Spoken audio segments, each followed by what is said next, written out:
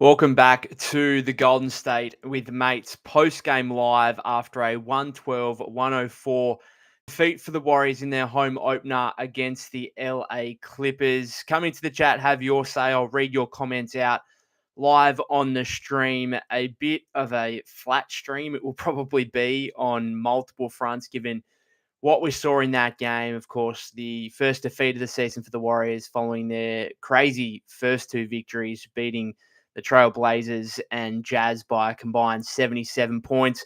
This one, much different. It feels like the energy and the juice from those first two games has fallen flat completely, and the bubble has been burst from what we saw in this game against the Clippers. Not only the 112-104 defeat, but we have to start with the injury concern for Steph Curry, who left the game late in the third quarter with an ankle injury, turned his ankle wasn't even too much. Like, it wasn't like he turned it on someone. It was just running down the floor, part of a play, and turned his left ankle. Very disappointing. And then went off, was using the resistance band to try and get it back moving and whatnot.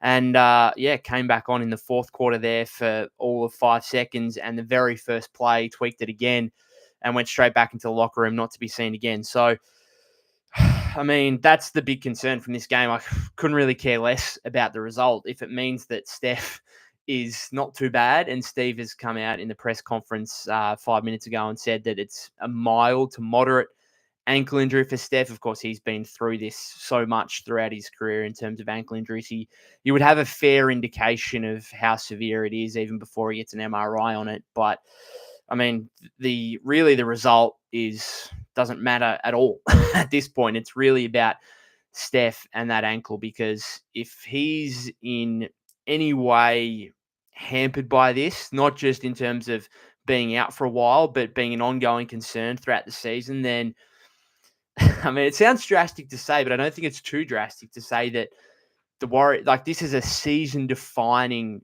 period here for the Warriors in terms of the prognosis on Steph Curry's ankle injury.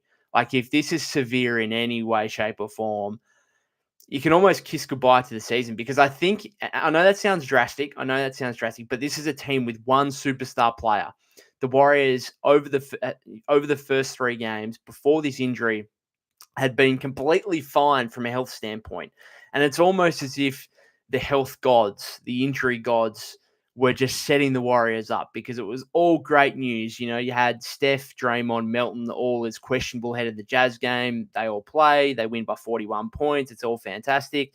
And then, unfortunately, you get to this game, you enter fully healthy, and then your best player, really the only player you could afford to lose, goes down with that ankle injury. And I mean, again, I don't think it's too drastic to say that these next 24 hours until we hear the confirmation on the timeline on Steph's ankle injury, this could be season defining. Because we saw today, like, the Clippers, many came into the season thinking the Clippers were going to be out of the playoff picture, maybe even struggling to make the play-in tournament, having lost Paul George, being without Kawhi Leonard, and there's complete unknown on his injury status at the moment.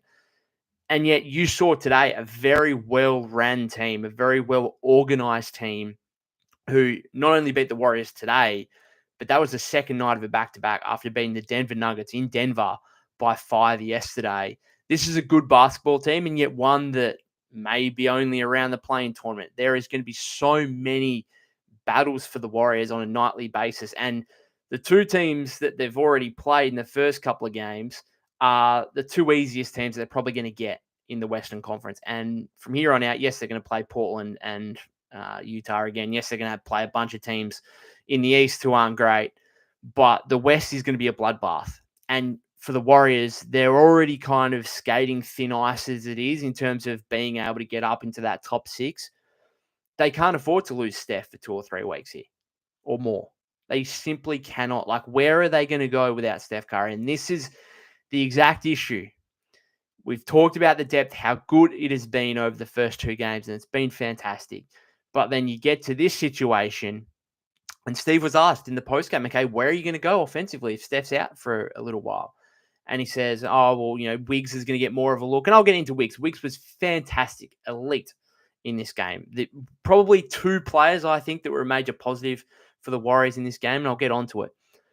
But this is the issue with not having a secondary star, a second offensive star to pair with Steph Curry, is that now that Steph, I don't want to speculate too much, but I'm going to assume from here that he is going to be out for a couple of weeks and probably at least five games is my. I'm not a doctor, but like you turn your ankle a couple of times like that, it's a long season. You do not want to rush Steph back by any means. So while I say like the Warriors can't afford to miss him, you can't rush him back and have it re-injured again, and then it just makes everything worse.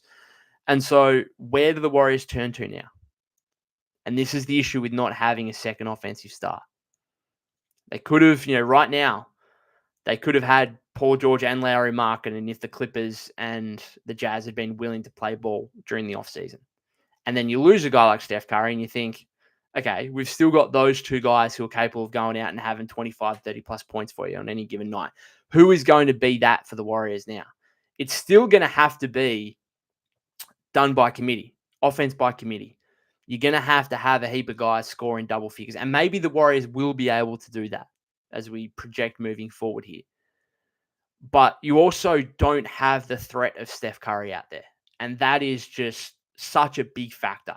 Like, yes, he didn't shoot the ball overly well. Yes, he didn't put up that many points in the first two games. But we all know Steph Curry in his 16th year, we all know the sheer threat that he provides and gives to the opposing defense simply by being out there, let alone actually scoring and shooting the ball himself. And so there couldn't have been any more optimism 4 hours ago on this team. Couldn't have been 3 hours ago. Couldn't have been any more optimism on this team, surrounding this team. And yet, in the space of a few hours, again, I don't want to be too drastic about it, but it is really negative. And that's not just because of the loss, which was disappointing, yes, but it's the Steph injury. And this was always a possibility, unfortunately, that Steph has a bit of a history of injury concerns and that you probably should have expected him to miss some time throughout the regular season. Like, he played over 70 games last season, and that was a high mark for him over the course of the last few years. And so we expected this to probably come at some point. We would have just hoped that it wasn't 3 games into the season where, hopefully the Warriors could have created a bit of a buffer to then be able to allow, or afford to have Steph sit for a week or two. Now it's like, okay, you're still trying to get out of the blocks here. You're still trying to get going. So let me know if you're in the chat. Let me know what you guys thought, what you liked, what you didn't like, what you make of the Steph concern and what you'd be doing moving forward with him. Let's turn to the game itself. I spoke about in the preview episode yesterday, I spoke about the Clippers' way that they were going to win this game, and it played out perfectly for them. In terms of, we know going in, they were 4th in defense. They were 22nd in pace. The Warriors were 3rd in pace, right? And it felt throughout the entire game that the game was on the Clippers' terms in terms of slow, a lot of whistles, a lot of fouling and a lot of whistles subsequently. And the pace of the game was just at the Clippers' level. It's exactly what they wanted. Half-court offense for the Warriors, allowing the Clippers to strangle them defensively, force them into a lot of turnovers. They had 21 turnovers in this game, Golden State, which we know has been a long-term issue for them in the entire Steve Kerr era, right? We know that's been a long-term concern. New faces, doesn't matter. This is the Steve Kerr style. You're going to turn the ball over a little bit. But I also want to give huge credit to the Clippers because they entered the game like, 2 or 3 games of data. How much can you really read into it? But you could tell pretty quickly, particularly in that second quarter where the Warriors at the start of the second quarter just could not get anything going offensively. You could tell pretty quickly that, okay, yeah, there's a reason this team ranks 4th in defense to start the season so far. They, again, didn't allow the Warriors to get into transition. When they did, like when the Warriors tried to, it just all felt a bit rushed and there were quite a lot of bad shots taken. Like if you look at Buddy Hield today, unfortunately, his explosive form from the first 2 games did not translate over whatsoever to this home opener Of course, coming off the 49 points, 12 of 16 from three over the first two games. And we knew there was going to be a regression to the mean. No one's going to shoot 75% from 3-point range over the course of a season.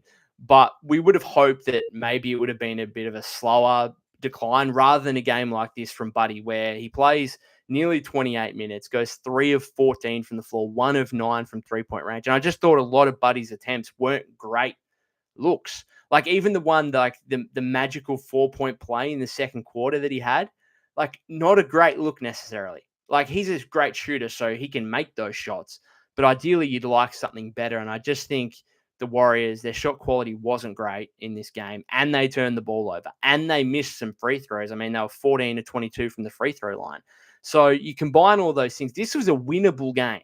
This was a winnable game if you looked after the ball and made some free throws. Like it was. I don't think the Warriors played horrifically. I couldn't fault the effort necessarily. There just wasn't the energy in terms of playing with pace. And credit, again, has to go to the Clippers for that.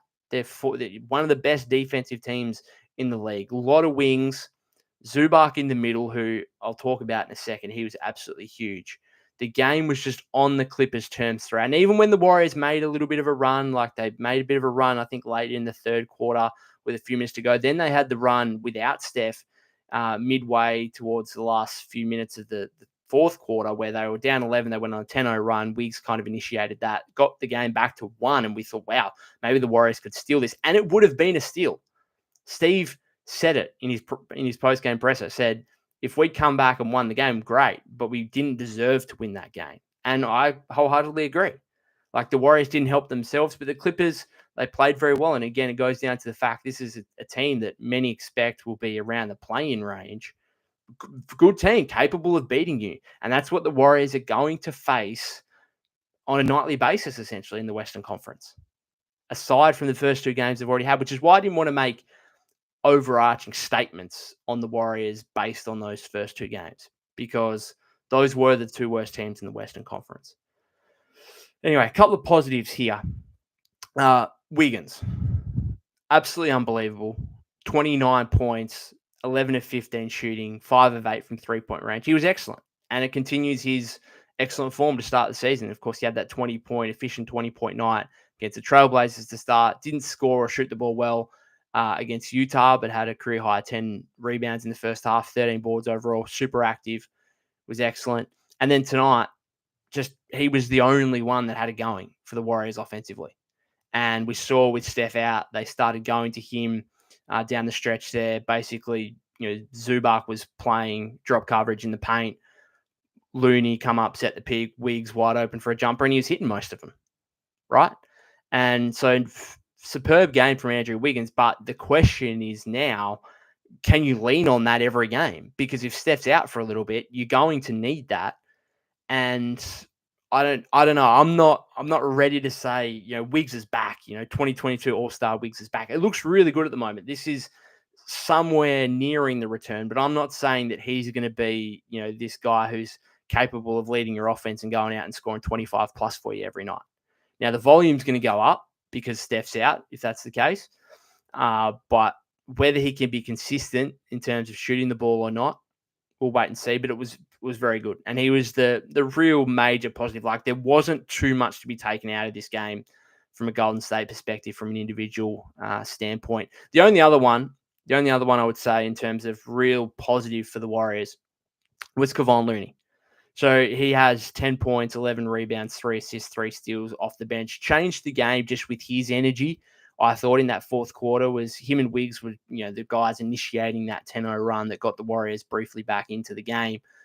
He was huge, and full credit to Loon for changing his game over the offseason, where he's lost the weight obviously and looks a little bit more athletic, moving a little bit better. He had that play in the fourth quarter where he got the steal off Harden and then ran the fast break and made a layup over Harden. Just looks, I just really like the fact that, yes, he's lost the weight. Yes, it looks like he's got a bit more bounce and a bit more movement, but he also he still has the same rebounding ability. He hasn't really lost too much in that aspect. He's added the mid-range jumper to his game. full credit to him. Full credit to him for what looks like at the moment revamping his game enough to where, because like Loon last season was almost unplayable at times, and going into this final year of his contract as an expiring deal, you thought, okay, one, he's probably going to be trade speculation. It's a key piece to try and move salary wise, and two, like what's he going to get contract wise moving forward? And he's 11 years into his career, and he needed to revitalize like this, and he has. So credit to him. Him and Wiggs, really the only two positives for mine. There was very little else. Kuminga started well, hit a three in the first quarter, had that massive putback dunk. I like the energy and activity from him. I would have liked to see him play more. He played 22 minutes, 4 of 10, 1 of 6, but like 6 3-point attempts out of 10 field goal attempts. You just don't want that for Jonathan Kuminga. But that's going to be the issue. That's going to be the issue with the starting lineup when you've got the lack of spacing in the front court out there. They're going to teams are going to leave him wide open. And can he knock him down? He knocked him down in preseason. He hasn't so far. I think he's 1 of 10 so far through the first 3 games. So what do you do if you're Steve? Do you continue to go to that lineup? Like if Steph's out, do you just bring Pods or Melton in kind of thing and continue with that front court combination and say, well, okay, we're just going to hope that JK turns things around shooting the ball? I don't know. That's the question Steve's going to have to ask himself. Now, I think you need Kuminga out there more often than you don't, because like he plays 22 minutes today. That's less than half the game. I just think you needed someone else aside from Wiggins to give you some scoring punch. And you need, if you're Steve now and you're looking at options to try and replace Steph and his offense, you can't replace Steph and his offense. No one can do that. But I think you got to try and look at playing a little bit differently in terms of getting your athletes like Wiggins and Kuminga downhill a bit more at the basket, because like the Warriors in that fourth quarter are way too much perimeter reliant. They end up going, 14 to 43 from 3-point range, 32.6%. We know they're going to rely heavily on the 3-point shot, but you got to have some diversity. It can't be threes every possession. And I just thought, like, even the post up that Kuminga had over Chris Dunn there in the fourth quarter, which he missed, I was like, yeah, okay, I don't mind it. Like, I'm okay with that. Like, he makes that shot pretty regularly. That's kind of a go-to for him. Dunn's a good defender. Like, he just rimmed it out. I don't hate that shot. I don't mind it. Like, give us something different here, right? Because the offense wasn't great. Aside from that, it was all Wiggins, Looney pick and rolls, and that was it. So, yeah, I mean, I think Steve needs to get Kuminga involved a little bit more, and you can't have a shot diet for him where 6 of his 10 field goal attempts are from 3. You need to try and find something different to get him engaged and moving downhill and towards the rim where he does his best work. I thought, 5 rebounds, 3 steals. I thought his energy was pretty good. I thought it was his best game, even though he only shot 1 of 6 from 3 and 4 of 10 overall. I thought it was his best game of the season so far. The fact he only played 22 minutes, I just would have played him more than that. I mean, Steve continued with this 12-man rotation, went to 11 in the second half, sat Kyle Anderson, that's a talking point. Like, Kyle Anderson plays 3 minutes and 46 seconds, less than 4 minutes in this game. That's a talking point. So he's the one that missed out there in the second half. Obviously, the Warriors preferring to go to Loon as that kind of big off the bench and continuing with Pods playing nearly 25 minutes. Melton played 17. Moody 11:45. I know, like, this is, as Steve said in his post-game press conference just before there, like, this deep rotation, it looks great when you're winning games by, when you're winning games in general, let alone by 30-plus points as they did over the first 2 games. But when you lose games, that's where the concern is going to come. And I would have played Kuminga more. Draymond was a fascination. Draymond just didn't have it in this game whatsoever. So he takes 2 field goal attempts, 0 of 2 from the field, made his 2 free throws, 5 rebounds, 2 assists, played just under 27 minutes and didn't close the game. Like, I think he started the fourth quarter, played a few minutes to start the fourth, and then just didn't play over the final half of the last period. And Steve again was asked about it in the presser and said, oh, has Draymond got a bit of an injury concern there because he didn't close the game? And Steve was like, no, we just went with the guys that were playing well. And so it's clear here that, Steve is just going to lean on different guys from night to night, depending on who's got it and who doesn't. And it doesn't matter if you're 4-time champion, 4-time All-Star Draymond Green, you won't be immune to that. You will also sit on the bench if you don't bring it in a particular game. And Draymond didn't bring it. Like, he was very inactive. I mean, drew a charge from Zubac in the third quarter. Okay, cool. Got overturned after it was initially called a block. Aside from that, what notable thing did he do in this game? Didn't really get back on defense too often. How many turnovers did he have? I'm just checking here. 2 turnovers, 4 fouls for Draymond. Like, just not a good Draymond Green game, and that's fine. Like, it's an 82 game season. You're not going to have it every single night, particularly as a veteran, 34 years of age, particularly with the miles on his legs. I get that, but it now does really put the onus on him to play well over this next little stretch, while assumedly Steph's going to be out. So that's going to be the real question mark here on Draymond Green. Is okay, now you've had your one-off game, your bad night, your bad performance. You've got that out of the way. Now we really need you to come back and be better than what you were even in the first 2 games, where he was really good defensively, particularly. So yeah, disappointing performance from Draymond, but the Warriors are going to need him a lot moving forward. I mean, the Warriors starting lineup, it started okay. Started the third quarter, it was okay. Certainly, again, didn't light it up by any means. And as I said before, the fact Kuminga's taking 6 3-point attempts of his 10 field goal attempts, that's a starting lineup issue, because Kuminga really played most of his minutes kind of in that starting group. Trace Jackson-Davis, again, on the preview episode yesterday, spoke about his battle with Zubac. Wanted to see more than what I saw in the preseason opener in Hawaii at the start of the month, and it was one-sided. It was one-sided to the point where Trace played less than 16 minutes, and he got played off the floor. And Steve had to go to Draymond for some minutes against Zubac at center and try and just, again, quicken the pace a little bit, spread the floor a little bit to try and take advantage of Zoo's drop coverage on defense. And it worked a little bit, to be fair. It worked a little bit in terms of trying to pull Zubac out of the paint defensively. And then Loon played a lot. Like, Loon plays 20 minutes and 4 seconds, so he played more than TJD, and rightly so, it must be said. So, I mean, that was just one-sided. And it goes back to, I really like what Trace did over the last few games of preseason, the first 2 games. You'd know that if you've heard the recaps of the first 2 games from me. But my biggest concern with him is, can he go against the guys that are really talented offensively, that are also 7 foot plus? And there's a few of them around the league. You're not going to see them every game. But Zubac, full credit to him. Like, he's developed his game. He's now a talented offensive player where he gets the ball in the paint. If he's putting it up, it's going in over 60% of the time. Like, he's making these little floaters and little hook shots and whatever else at a high rate. And he's also capable. Like, he has 6 assists. He also is also capable of making a read if the help defense comes over and kicking it out for an open shooter.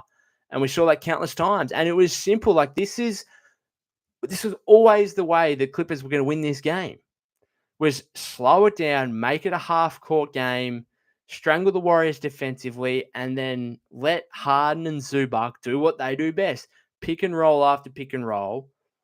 And Harden didn't shoot the ball overly well, but had 11 assists. Zubac, dominant, 23 points, 17 rebounds, just controlling the paint on both ends. And then, when the Warriors help defense collapse on Zubac on the roll, he's able to kick out and find the likes of Norman Powell, who started off slow, 2 points in the first half, 18 points in the second half, 13 in the third quarter. He starts making some shots. Derrick Jones Jr., what did he go for in the end? I mean, he started the game hot. He goes 7 of 10 shooting, 3 of 4 from 3, 18 points. Like, he was huge for them. And again, if you're the Warriors, you're probably going to live with that, like Harden, Zubac pick and roll. If the defense collapses and you're leaving Derrick Jones Jr. wide open, you're probably going to live with that from a Warrior perspective. But you know what? Some nights Derrick Jones Jr. is going to hit his threes, and he did in this game. Like, you're literally just taking a risk on whether Jones will knock down his threes in this game or not. The Warriors took that risk on multiple occasions here, and he hit 3 out of 4. And like, again, that proves that's a big factor in the game. So, I mean, I want to give the Clippers a lot of credit. Like, they're a lot better than what I think people saw the departure of Paul George, saw the departure, or not the departure, but the absence of Kawhi Leonard, and thought, this team just doesn't have enough star power. Therefore they're not going to be, a good team in the Western Conference, and they might be battling to make just the play-in tournament. But James Harden, when he's the fulcrum of your offense, when he's running things entirely, can still be productive and can still be a good offensive player and can still lead a team to being above average on that end of the floor, or around league average even. And then they can make their calling card can be defense, where aside from Harden, who we know isn't a great defender, Norm Powell isn't a great defender necessarily, but you got Jones, who's really athletic and really made his name last season with the Mavericks as their primary wing defender. You got Zubac on the inside, and the Warriors on a few occasions genuinely scared of trying him at the rim. Terrence Mann is a reasonable defender. And then their bench, Chris Dunn plays 28.5 minutes. He's known for his defense. Amir Coffey's got some size. Batum, we know, switchable guy defensively. So they've got a lot of big wings, a lot of switchable guys. And then with Zubac kind of, controlling the paint, they're a tough team to play against. They're a tough team, and they're probably going to bring it. They know they don't necessarily have the star power, so they're going to bring it defensively every game. And if you're not quite on, if you're not quite efficient enough, they will beat you. And that's what the Warriors were. They weren't efficient enough. They turned the ball over 21 times. They missed some threes they were making, obviously, against the Trailblazers and the Jazz. I mean, it was just, it was a disappointing result. But the result of the game, I mean, doesn't really, in the grand scheme of things, doesn't matter. It's all about the Steph injury concern. I don't know if I've got really anything too much else. We haven't had any comments at this stage. Probably not surprising, given it's a loss, and people don't necessarily want to come in and talk about negative stuff and disappointing stuff. Rather come in, when it's all positive vibes after a win. I understand that. Anything else? Yeah, I was just really disappointed with the TJD stuff against Zubac. I was hoping that he would have learned a little bit from that preseason game, but I think it's just a physicality aspect to it. He's just a few inches smaller. He's a few pounds lighter than Zubac, and that's the difference.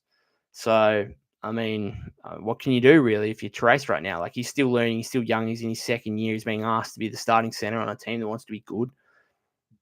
I mean, he's going to have these games against some really talented players, and Zubac is. I think we often see Zubac as, he's just a nice, solid starting caliber center. No, he's got some skill. He's got some real skill, and I think we need to identify that. Anything else? GP2 plays 13.5 minutes.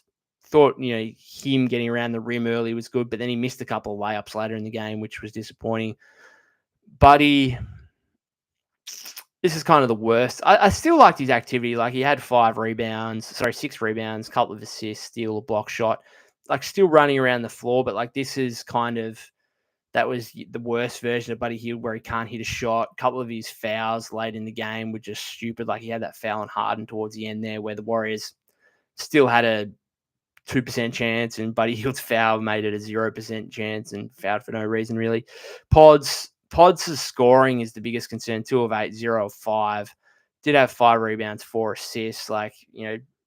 Pod's still doing stuff. He was a -2 in this game. Not great for his plus-minus, which we always know is high. But, yeah, I mean, he's scoring at the moment. He had that nice step through in the third quarter where he made a layup at the rim. But, I mean, other than that, the 3 ball's not falling, and that's the biggest concern there at the moment. Melton 3 of 5, 2 of 4 from deep, but then he airballed that one in the fourth quarter, which was ugly. 8 points. I don't know. Would I like to see him play a little bit more? Maybe, but then who? I'm surprised with how much Steve went to Buddy, to be honest, in that fourth quarter. I would have preferred, okay, let's get some offensive stuff for Kuminga a little bit. Maybe let's get Melton out there. He can provide the shooting for you while also providing some defense for you.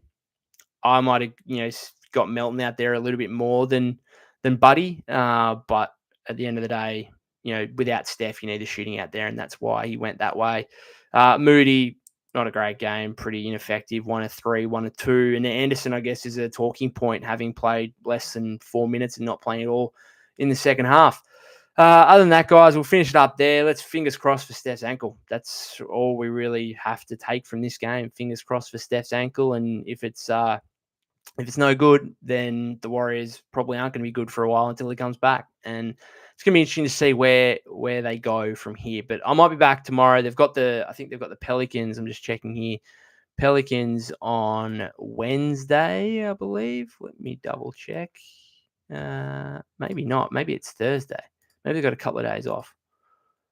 I'm just checking here. They've got Pelicans.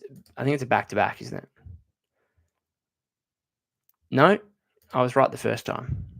No, yeah, Tuesday, Wednesday is the back-to-back home at the Pelicans, who had a bad loss today against the Portland Trail Blazers, lost by nearly 20, I think, or around 20. Just checking that again. Yeah, 22, 125, 103 in the end. So they haven't been great. That comes after a Brandon Ingram game winner, essentially, to beat the Trailblazers in the first of those two matchups. So not great for the Pelicans, but without Steph, they're going to have a real opportunity. Tommy says, JK to Portland. What would you want back is the question mark there, because I'm not sure what Portland would have. The Warriors would be interested in. Is it Jeremy Grant? Well, cool, but then you'd have to try and get up to Grant's salary, and that would include Andrew Wiggins, and you're not trading Andrew Wiggins for Jeremy Grant right now. For Donovan Clingan, and if possible, get Avdia or picks. I don't think they'd be giving up Clingan for Kuminga. I'm not even sure they'd give up Avdia for Kuminga based on the fact they just gave up picks for Denny, and he's on a really good contract. And I think that's the thing, is any team that wants to trade for JK right now, you basically, to trade for him, you have to appreciate that you're going to have to give him whatever he wants in free agency, essentially like $30+ million to keep him around long term. Like, you're not going to trade anything of value for him to then let him walk out the door in free agency. So that's going to be the concern, and that's why JK's value is probably going to be not overly high this offseason. This season before the February trade deadline. Bascando Rosita says, start Moody over Kuminga. We need a true big. Yeah, this is always a concern when you have a guy like Zubac go for 23, 17, and 6. The fact the Warriors don't have a genuine 7-footer that they can just throw out there and say, all right, just bang bodies with Zubac for a bit. You're left, having, Trace out there who's giving up size. And then if you want to play differently, you're left with Draymond doing that. And it's a major concern. And the Warriors have got away with it over the first couple of games. But again, you're going to come up against these guys who you're just conceding something offensively. You're conceding something defensively. Like, you've got to pick and choose. Okay, do we want to let Harden work in isolation, where he's been one of the best isolation players of all time over the course of his career, really? Do we want to let Zubac get all he can eat at the rim, or do we want to collapse? And he's good enough now to be able to hit those wide open shooters and see if Derrick Jones Jr. can knock down some shots. And again, he did in this game. So just going back to the Kuminga point, I'd love to get Denny Avdia from Portland. I think he's a fantastic player and a fantastic contract, again, because of the contract situation there, and because of the fact they gave up picks. Portland wouldn't be doing that. But there's certainly going to be some intrigue. This is the kind of game where you're like, okay, well, the Warriors do need to make a trade, but you can't be too overreactionary on you can't be too reactionary on that, because we saw the first two games and it was all positive vibes and fantastic. And I'm certainly trying to appreciate that it's an 82 game season. You can have some bad games. You can have some games where you turn the ball over a bit and you're not quite efficient offensively. We understand that, and from that perspective, I can deal with the loss. I just don't think that the Warriors can deal with Steph being out for 2 or 3 weeks here, because they've got a pretty difficult schedule where I think they've got the Pelicans for these back-to-back home games, which are 2 games you would have liked. You would have thought, okay, yeah, we might win those games, but like, if Steph's out, then that puts that in major question. And then they go on the road for 5 road games. I think it's like the Rockets. Not sure who's next after that, but then you close with like Boston, Oklahoma City, Cleveland. And not to project forward and be, again, I don't want to be too drastic about it, but like, if if Steph misses those next 7 games, the Warriors could easily go like 1-6, and now they're like 3-7 to start the season after winning their first 2 games by a record amount.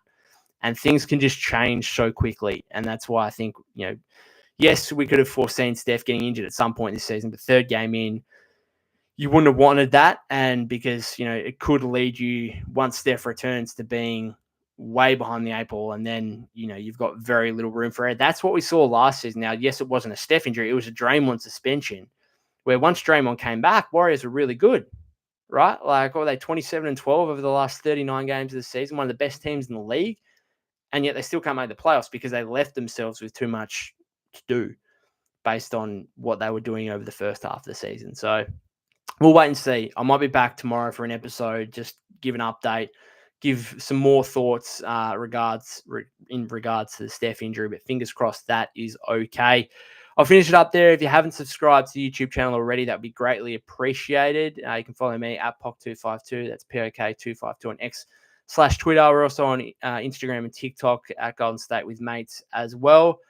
Other than that, guys, hope for those of you in America, you try and get a good night's sleep after this loss. And for everyone else, I'll see you on the next episode.